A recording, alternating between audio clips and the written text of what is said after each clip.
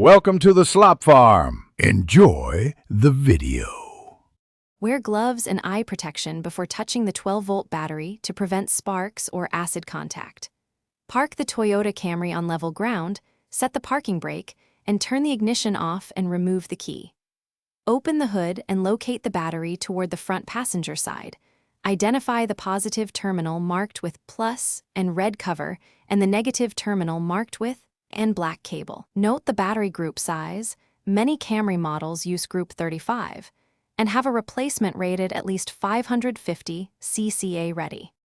Start by disconnecting the negative terminal first to reduce short risk, then disconnect the positive plus terminal. Avoid letting tools bridge both terminals. Use a 10 mm wrench or socket for most terminal nuts and a 10 mm or 12 mm socket for the hold-down bolt. Loosen clamp bolts about 5 ft-pounds, then remove the bracket. Carefully tilt and lift the battery straight up using both hands. Batteries typically weigh about 30 to 45 pounds, so use proper lifting technique or a second person to help. Place the new 12-volt, group 35 battery in the tray with terminals in the correct orientation and secure the hold down so the battery cannot shift. Tighten the hold down to snug, roughly 8 ft-pounds maximum.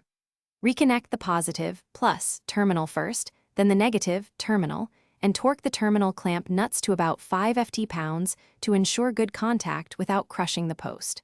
Start the engine and confirm dash lights clear. Accessories work, and charging voltage reads about 13, 8 to 14, 6 volts to...